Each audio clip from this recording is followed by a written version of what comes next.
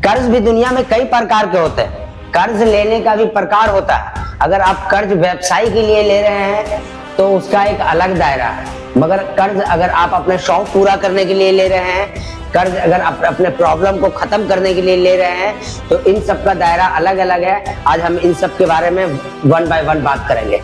Hello दोस्तों, मेरा नाम है मोहम्मद परवेज और आपका स्वागत है हमारे चैनल पे। कर्ज क्या है? हमने कर्ज अपने बिजनेस के लिए लिया, हमने मार्केट से फंड उठाए और अपने बिजनेस में लगाए, मगर बिजनेस हमारा ग्रो कर रहा है या नहीं कर रहा है, इसको हमें हर हफ्ता एनालाइज करना है, या कम से कम मंथ में एक बार तो जरूर करना है। पूरा A to Z घाटा, नुकसान, फायदा सब जोड़ना है। ये देखना है कि हमारा बिजनेस जो है घाटे में जा रहा है या फायदे में जा रहा है, या घाटा या फायदा कुछ भी नहीं है तो कम से कम बराबर में है, या चलो बराबर में नहीं भी है तो जो हमने मार्केट से फंड उठाया है उसका इंटरेस्ट अगर हमारे घर से जा रहा है, और वो जो मूड़ी हमने वो जो मार्केट से जो फंड उठाया है वो जो हमारा बैलेंस है बराबर की नहीं है, इस चीज को अगर हम जोड़ेंगे तो फिर हम माइनस में नहीं जाने वाले हैं। तो हम कभी ना कभी अपने बिजनेस को ग्रोथ कर लेंगे। मगर बिजनेस हमारा चल रहा है लॉस में और हमें पता ही नहीं चल रहा, हम इधर से फंड उठा करके इधर दे दे रहे हैं, और इधर से फंड उठा के इधर दे दे रहे हैं, और उधर से फंड उठा के उधर दे दे रहे हैं, तो दिन प्रतिदिन हमारा जो है कि कर्ज बढ़ता चला जाएगा, बढ़ता चला जाएगा, बढ़ता चला जाएगा। एक दिन जब डेड एंड आएगा और हम जोड़ेंगे कि ये क्या हो रहा, हमने अपने एम्प्लॉय को सैलरी भी दे रहा हूँ, सारा चीज दे रहा हूँ, फिर भी ये कर्ज खत्म क्यों नहीं हो रहा। और उस दिन हम उठाएंगे डायरी और जोड़ेंगे तो पता चला कि 50 लाख का देनदारी है, 5 लाख की पूंजी पड़ी अपने पास, इसको मेंटेन कहां से करेंगे। यही ज्यादातर बिजनेसमैन फेल होते हैं। आपको यही अपना स्मार्ट तरीका आजमाना है और अपनाना है कि अपने बिजनेस को हमेशा मैपिंग करते रहें, हमेशा बीच बीच में हिसाब जोड़ते रहें कि हमारा बिजनेस फायदे में है या नुकसान में है। उसको इस तरीके से बिल्कुल बारीकी से, अगर कोई आपको टाइम नहीं देता आप अपने आप टाइम निकालें, हफ्ते में एक दिन। मगर जब हमारा बिजनेस ग्रो करता है तो हम आंखों पे पट्टी बांध लेते हैं, हम फिर डिपेंडेंट हो जाते हैं कि वो हमारा स्टाफ है, आओ वर्कर और आओ देखना जरा मैं आया, हम इस तरीके का बिहेवियर करने लगते हैं। हमारे अंदर एक बदलाव आ जाता है, मगर बदलाव अभी नहीं आना चाहिए। अगर बदलाव आ जाता रिलायंस के सक्सेस में तो आज धीरू भाई अंबानी के इतने सारे बिजनेस नहीं होते। सब बिजनेस को गौर से अप्लाई किया, सबको ध्यान दिया, सबको बिल्कुल बारीकी से स्टडी किया, अच्छे अच्छे एजुकेटेड लोग हायर किए, उसके बाद वो बिजनेस चल पड़ा। हमारे अगर हम 10वीं तक पढ़े लिखे हैं और हमारे बिजनेस को चलाने के लिए 12वीं का स्टूडेंट चाहिए तो हम 12वीं का स्टूडेंट लाएंगे, अपने से ज्यादा समझदार लाएंगे। और अब अगर हम कम समझदार हैं तो हमसे ज्यादा जो समझदार हैं उनको हम हायर करेंगे अपने पास, उनको हायर करेंगे अपने पास, उनको इस बिजनेस में लाएंगे, लगाएंगे, ताकि वो हमारे बिजनेस को देखे। ये हुआ नंबर 1। अब आते हैं नंबर 2 पे। नंबर 2 क्या होता है? क्या हमें कोई 4 व्हीलर लेनी है, हमने कार ले लिया, अरे चलो EMI पे देंगे कोई बात नहीं, हमने कार ले लिया। अब कार ले लिया, अब कार EMI पे हमने लिया है, और अगर किसी वजह से 3-4 महीना EMI बाउंस हो गई तो, और हमारे पार्किंग के नीचे से अगर वो कार जिसकी थी वो EMI वाले अगर ले गए तो वो जिंदगी का सबसे बड़ा तूफान है। इससे बड़ा धब्बा और इससे बड़ा तूफान जिंदगी का कोई हो ही नहीं सकता। इसलिए मेरे यारों, कार लेना बेकार नहीं है, मैं उसके खिलाफ नहीं हूं, मगर हमें ऐसा बैलेंस बनाना है कि वो कार की EMI जो हो ज्यादा से ज्यादा साल 2 साल की हो, इतने हम पहले अपने आप को उस लायक बना दें।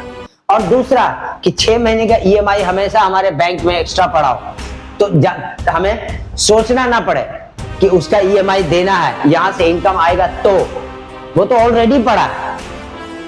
तो इस वजह से कोई भी चीज, मैंने कार का एग्जांपल दिया, आप उसको अपने लाइफ में किसी चीज से भी जोड़ सकते हैं, जो भी चीज आप EMI पे लेते हो। और तीसरा और सबसे इंपॉर्टेंट, शादी में हम कर्ज ले लेते हैं, हम सोचते हैं यार हमारी एक ही लड़की है, हमारा एक ही लड़का है, हम ऐसे शादी करेंगे, धूमधाम से शादी करेंगे, पूरी सबको पता चलना चाहिए सोसाइटी को कि अब फलाने ने शादी किया अपनी बेटी का। उसमें हम ओवरडोज कर्जा ले लेते हैं। शादी एक रात की थी, कर्जा हमारे को जिंदगी भर चुकाना पड़ता। तो कर्ज जो है सोच समझ कर ले। कर्ज एक ऐसी खाई, एक ऐसी दलदल है जिसमें आदमी गिर के जिंदा तो रहता है मगर वो जिंदा नहीं रहता। कर्ज वाले का आप एक दिन EMI लेट करें वो ईएमआई पे एक्स्ट्रा ईएमआई भी चढ़ाएगा और आपको दो बातें भी सुनाएगा, आपके सामने नाक भी सिकोड़ेगा और आपको वो सब भी कह देगा जो आप सुनना नहीं चाहते हैं मगर आपको सुनना पड़ेगा।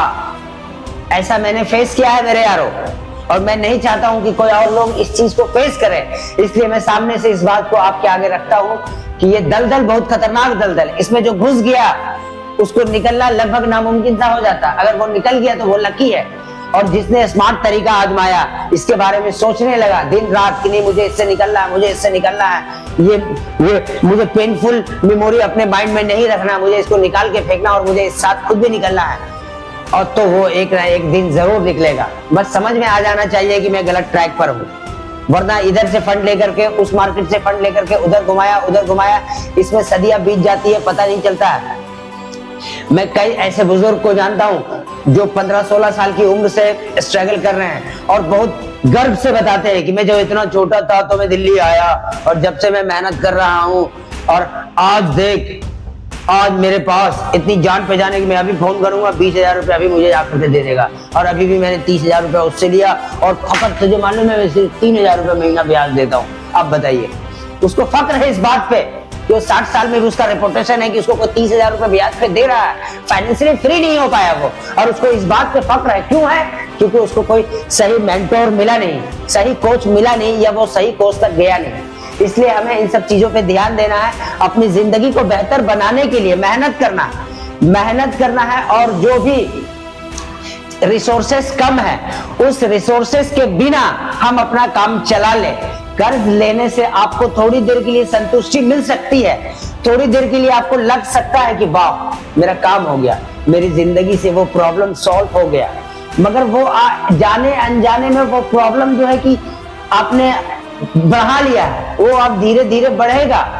आज वो प्रॉब्लम सिर्फ 10,000 का था, 10,000 में आप उसको किसी भी तरीके से फेस कर सकते थे, मगर उस 10,000 को खत्म करने के लिए, उस प्रेशर को डाउन करने के लिए आपने कहीं से मार्केट से पैसा उठाया, जो कि इंटरेस्ट रेट 10%, 5%, 8%, 12%, जो भी परसेंटेज आप कहो मुझे कमेंट्स में जरूर बताना, जो भी आप लोग के पास जो भी चलता हो, उस परसेंटेज के हिसाब से आपने उस प्रॉब्लम को बढ़ा लिया, मगर आपको ऐसा लगा मेरे यारों कि प्रॉब्लम सॉल्व हो गया।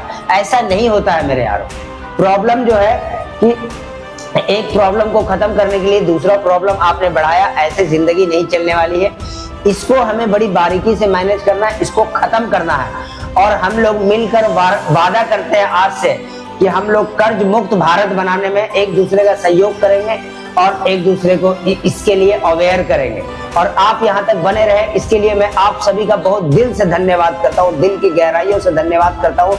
हमारे चैनल को लाइक करें, शेयर करें, कमेंट्स करें, और हमारे चैनल को सब्सक्राइब करके अपना बना ले, ताकि ऐसी जो मैं वीडियो बनाऊं वो आप तक पहुंचता रहे, और बेल आइकन दबाना नहीं भूलना। धन्यवाद दोस्तों।